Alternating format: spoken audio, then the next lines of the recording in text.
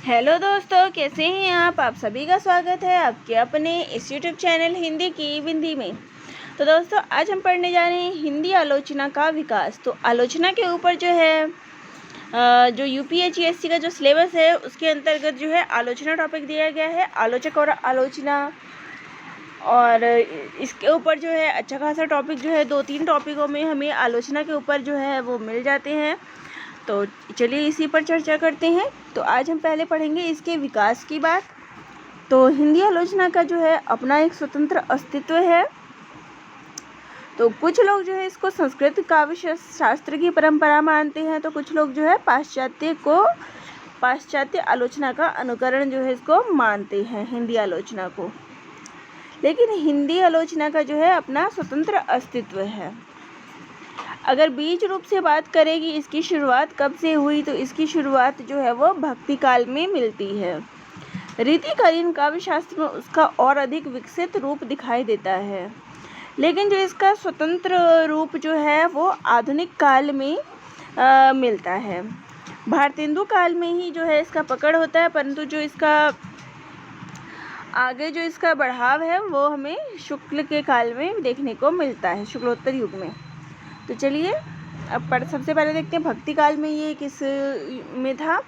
तो भक्ति काल हिंदी काव्य शास्त्र जिन रचनाओं में मिलता है, यानी कि जिसमें हमें आलोचना का थोड़ा जो मिलता है वो है सूरदास की साहित्य लहरी, नंददास की रस मंजरी व विरह मंजरी, ध्रुवदास की रस हीरावली, कृपाराम की हित तरंगिनी, बलभद्र मिश्र का नखशिक तथा रहीम का बरवे नायिका भेद। तो इन रचनाओं में जो है आलोचनात्मक जो है वो मिलता है, लेकिन इसमें जो है हमें आलोचना की मूल जो प्रेरणा है वो हमें इसमें देखने को नहीं मिलती। इन कवियों का लक्ष्य जो है नायिका भेद को समझना ना होकर अपने इष्ट देव की लीलाओं का मान था। तो इन ग्रंथों का आधार संस्कृत के काव्य शास्त्रीय ग्रंथ नहीं है, तो इनको पूर्णतः जो है आलोचनात्मक ग्रंथ में नहीं रख सकते। इसके अलावा जो रीतिकाल है, तो हिंदी काव्य शास्त्र की अविच्छिन्न धारा रीतिकाल में मिलती है। केशवदास ने जो है इसका सूत्रपात किया था और पद्माकर तक यह चलती रही। तो किस किस रचना में हमें वो काव्य शास्त्र जो है वो उसमें मिलता है? केशवदास कवि प्रिया और रसिक प्रिया, चिंतामणि कवि कल्पतरु, कुलपति रस रहस्य, देव का भाव विलास और काव्य रसादन, श्रीपति काव्य सरोज, सोमनाथ रस पीयूष निधि, पद्माकर जगत विनोद। तो इन रचनाओं में जो है काव्य शास्त्र की बात जो है वो कही गई है। इस रीतिकालीन काव्य शास्त्रीय ग्रंथों का कोई विशेष महत्व नहीं है, इसमें जो है मौलिकता का अभाव है। संस्कृत काव्य शास्त्र का ब्रज भाषा पद में अनुवाद कर देना ही इनका लक्ष्य रहा है, और इनमें जो है वो गंभीरता भी नहीं है। तो इन ग्रंथों का महत्व जो है केवल इतना है कि इन्होंने संस्कृत ना जानने वाले जनसमूह को काव्य शास्त्र के सामान्य नियमों से परिचित कराया और संस्कृत परंपरा को जीवित रखा। अब बात करते हैं आधुनिक काल की। तो भारतेंदु युग में जो है हिंदी समीक्षा उद्भव काल है। हिंदी आलोचना इस काल में सहसा एक नवीन मार्ग पर अग्रसर हो उठी। तो इसके कई कारण हैं: गद्य का आविर्भाव, पत्र पत्रिकाओं का निकलना, पाठक समुदाय का बदल जाना। तो इन सब कारणों से जो है हिंदी आलोचना इसमें हमें देखने को मिलती है। भारतेंदु के भारत दुर्दशा या अंधेर नगरी जैसे नाटकों की समीक्षा प्राचीन लक्षण ग्रंथों के आधार पर नहीं की जा सकती।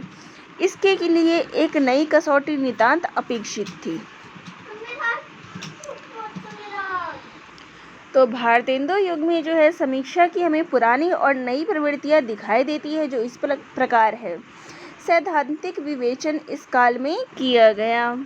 भारतेंदु ने नाटक लिखा, जगन्नाथ प्रसाद भानु ने छंद प्रभाकर लिखा। नागरी प्रचारिणी पत्रिका में साहित्यकारों के जीवन, रचना काल और रचनाओं के प्रामाणिक लेख प्रकाशित किए गए। इन्हें हम व्यवहारिक समीक्षा का प्रारंभिक रूप मान सकते हैं। साहित्य का इतिहास लिखने की प्रवृत्ति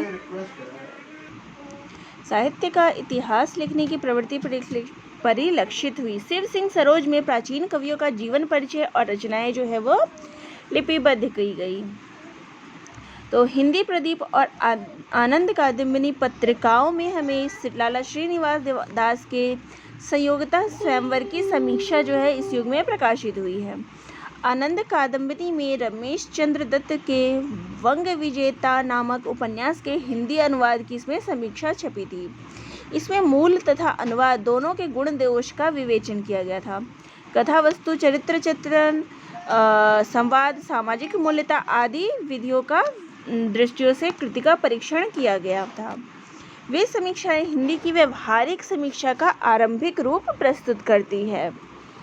तो द्विवेदी युग में जो है इन पत्रिकाओं में हमें समीक्षाएं, भारतेंदु युग में हमें जो है आलोचनात्मक कृति, जो आलोचना है, समीक्षा है, वो इनके ऊपर की गई है। परंतु इसमें जो है हिंदी आलोचना का सूत्रपात तो हुआ था, परंतु उस समय के समीक्षक में सूक्ष्म काव्य को, उसके सौंदर्य के विधायक तत्वों को जो है उसके समझ उनमें नहीं थी कि जीवन मूल्यों के सौंदर्य तत्व से जोड़कर व्याख्यातित करने की शक्ति उनमें नहीं थी। अब बात करते हैं द्विवेदी युग की। तो द्विवेदी युग में जो है सरस्वती पत्रिका का प्रकाशन हुआ था सन 1900 ईस्वी में।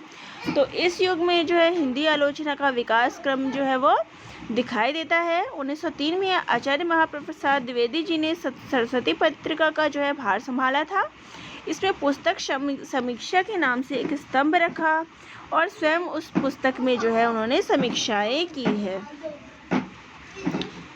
तो इसमें जो है शास्त्रीय आलोचना तथा लक्षण ग्रंथों की परंपरा में काव्यांग विवेचन, तुल्यात्मक मूल्यांकन विवेचन किया गया। तो इस काल में पुस्तकों की पुस्तकार आलोचनाएं जो है वो प्रारंभ हुई थी। रचना के परीक्षण का मानदंड निर्धारित हो गया। आचार्य द्विवेदी ने नैतिकता और उपयोगितावाद को मानदंड माना। जिस रचना में उपयोगी एवं शिक्षाप्रद वर्ण, विषय तथा पात्र अपनाए गए वह उत्तम मानी गई। एक और विषय की उच्चता पर ध्यान दिया गया तो दूसरी ओर अभिव्यक्ति और सादगी का समर्थन किया गया। तो दोस्तों ये पॉइंट सब आप ज़रूर ध्यान में रखिए। तो परीक्षा में कई बार इनके ऊपर भी, इन्हीं पॉइंट्स के ऊपर जो है वो क्वेश्चन रख देते हैं कि इनमें से कौन सी चीज़ जो है वो द्विवेदी युग में नहीं थी या भारतीय युग में नहीं थी। तो ऐसे पॉइंट्स जो है वो ध्यान में रखने की ज़रूरत होती है। आचार्य द्विवेदी युग की आलोचना पद्धति की एक महत्वपूर्ण विशेषता उनमें निर्भीकता थी। आलोचना करते समय वे बिना किसी हिचक के लब्ध प्रतिष्ठित साहित्यकार में भी दोष बता देते थे। द्विवेदी युगीन आलोचना की एक अन्य विशेषता जो हमारा ध्यान खींचती है वह है तुलनात्मक समीक्षा। तो इस युग में जो है तुलना शुरू हो गई थी और सबसे बड़ी तुलना जो इस युग में की गई थी वो थी देव और बिहारी के बीच श्रेष्ठता का निर्णय करने के लिए आरंभ होने वाले इस विवाद में द्विवेदी युग के प्रायः सभी महत्वपूर्ण आलोचकों ने जो है वो भाग लिया था। द्विवेदी युग में समसामयिक कथा साहित्य पर विवादों के रूप में एक नई समीक्षा दृष्टि जो है हमारे सामने आई। साहित्य लिखने की परंपरा भी विकसित हुई। मिश्र बंधु विनोद लिखा गया जिसमें लेखकों को इतिवृत्त किया गया। उसके बाद जो है वो शुक्ल का युग आता है। इसमें जो है द्विवेदी युग में हमें व्याख्यात्मक, अन्वेषणात्मक, तुलनात्मक, अनुसंधानपरक आलोचनाएं जो है वो, परिचयात्मक, ये सब आलोचनाएं जो हमें देखने को मिलती है।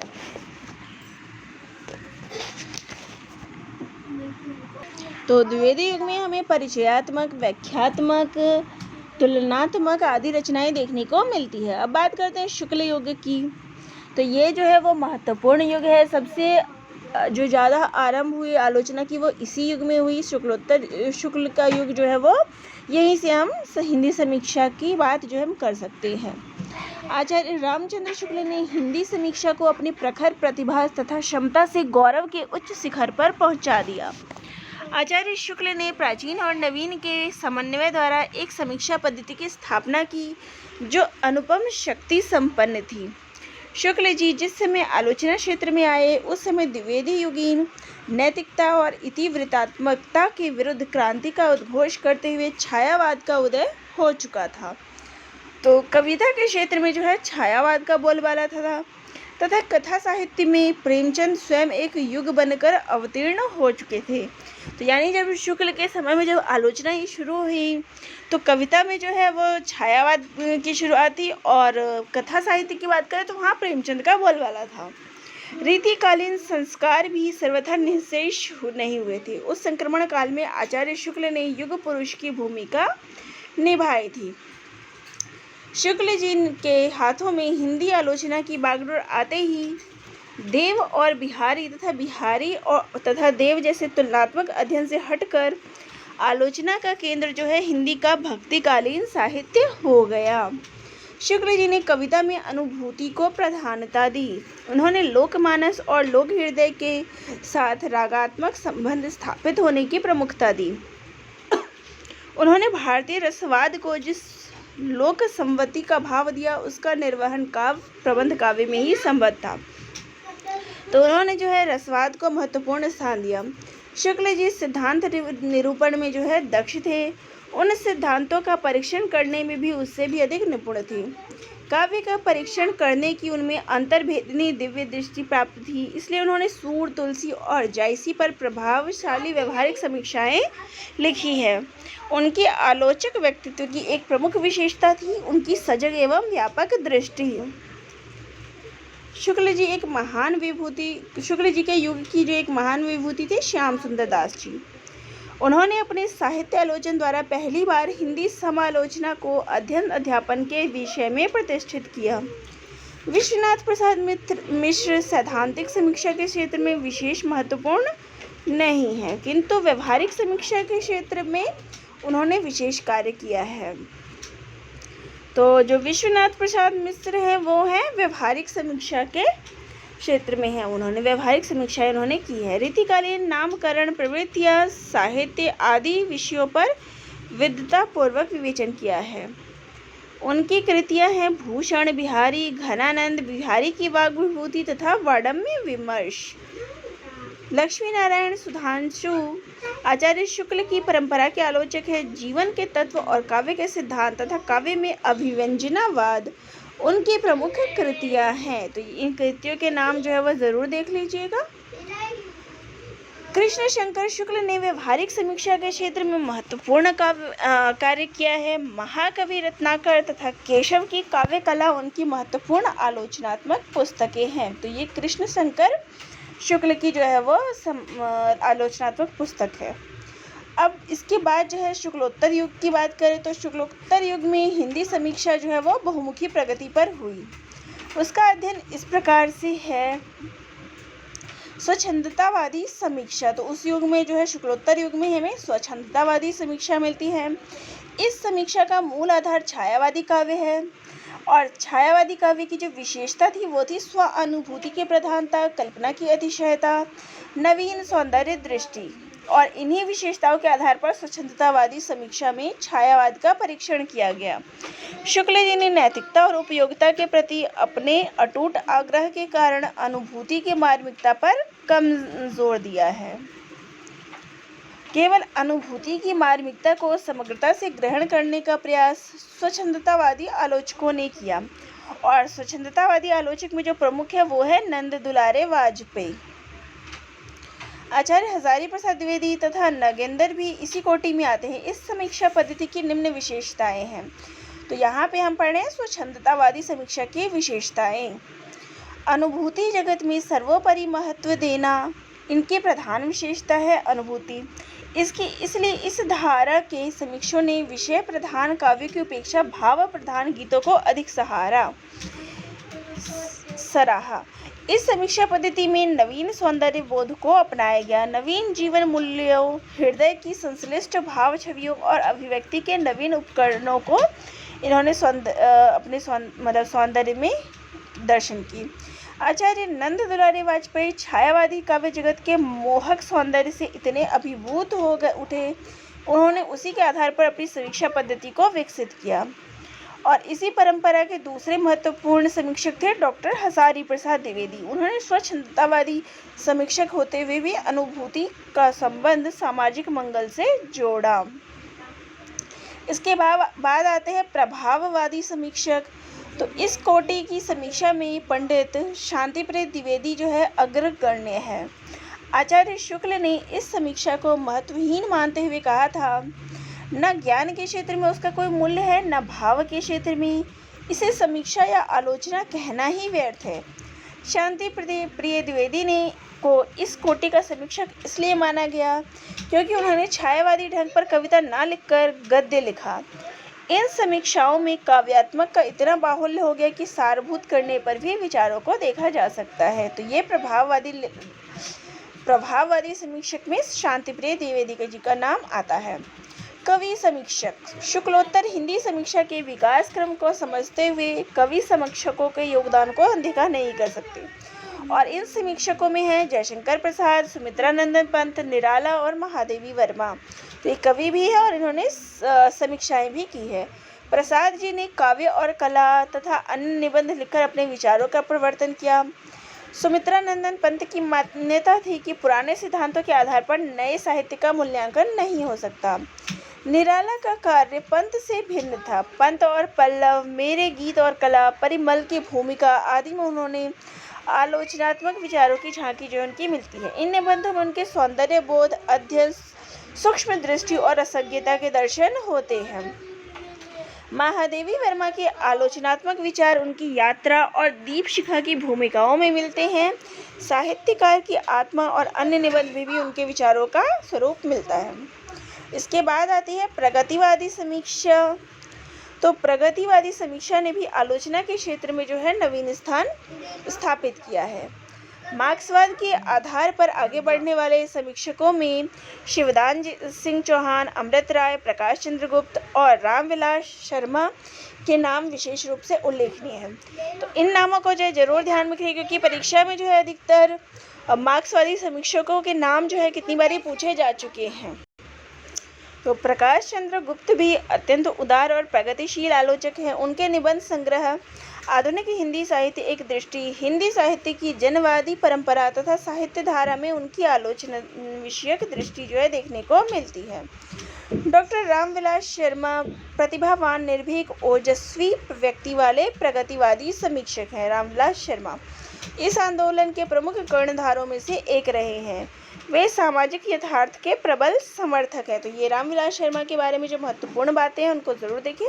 व्यवहारिक समीक्षाओं में भी शर्मा जी ने प्रगतिशील मानदंड का प्रयोग किया है।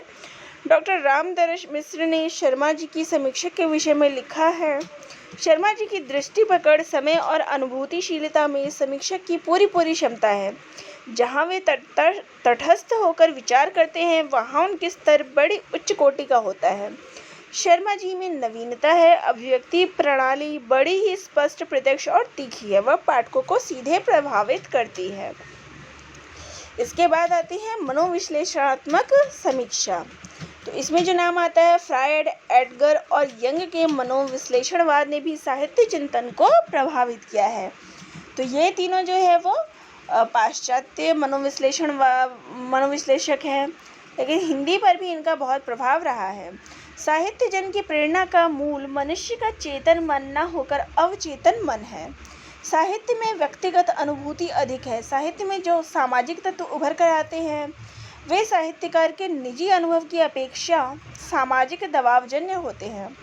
साहित्य में प्रवृत्तियाँ कार्य करती है, ना कि बौद्धिकता।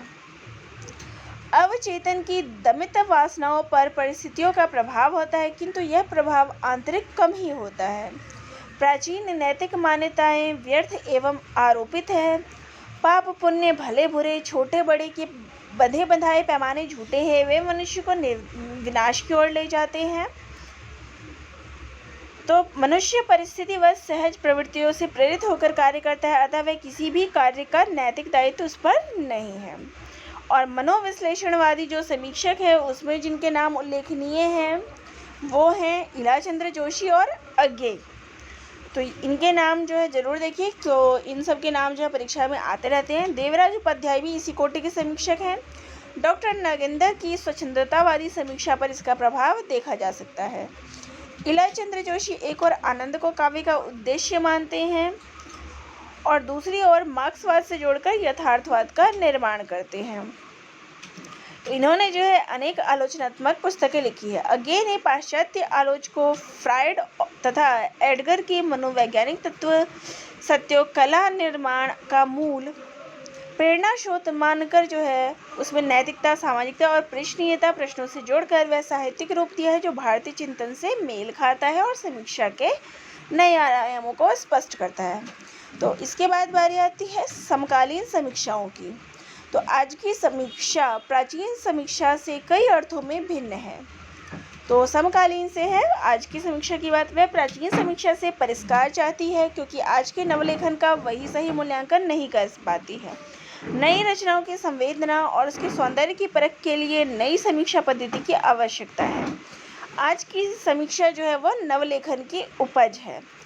तो समकालीन समीक्षा जो है वो आजकल जो लेखन है उसके हिसाब से ही जो है आज की समीक्षा जो है वो समकालीन समीक्षा आज की रचनाओं के आधार पे की गई है। तो वैसे समीक्षा क्षेत्र में आचार्य द्विवेदी से लेके विजय देव नारायण शाही तक इसी क्षेत्र के अन्य समीक्षक अनेक समीक्षक जो है कार्य करते रहे हैं। नवलेखन के क्षेत्र में जो है अज्ञेय और मुक्तिबोध ने भी अपनी कृतियों का समय समय पर विचार किया है। तो आज की समीक्षा का दूसरा सत्य है सृष्टा और परिवेश का जीवित संबंध। यह परिवेश रचनाओं में नाना रूपों में व्यक्त होता है। तो इसमें जो है रचनाकार व्यक्तित्व को समझना किसी रचनाकार को समझने के मूल आधार है। आज की समीक्षा का एक मान है सर्जक का व्यक्तित्व और उसका परिवेश। तो इस प्रकार जो है आज की समीक्षा समाजशास्त्र और मनोविज्ञान दोनों की उपलब्धियों को आलोकित करती है। आज की समीक्षा की एक महत्वपूर्ण उपलब्धि है शिल्प विधि का चिंतन। तो आज की समीक्षा जो है समकालीन समीक्षा भाषा और भाव को अलग अलग नहीं देखती।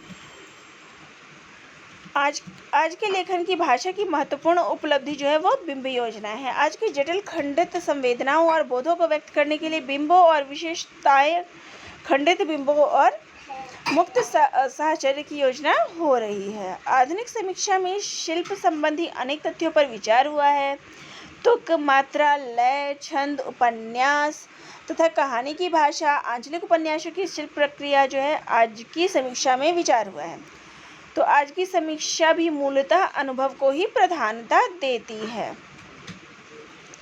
तो दोस्तों इस वीडियो में हमने जो आलोचनात्मक पद्धति का जो विकास है वो किस प्रकार हुआ, कहाँ पे हुआ, कौन कौन से इसमें युग आए हैं, भारतेंदु युग, द्विवेदी युग, शुक्ल युग, शुक्लोत्तर युग, नई समीक्षा, समकालीन समीक्षा आदि विषयों पर जो हमने अपने विचार देखे हैं, उनकी समीक्षाएं देखी है कि क्या क्या उसके अंतर्गत आया है।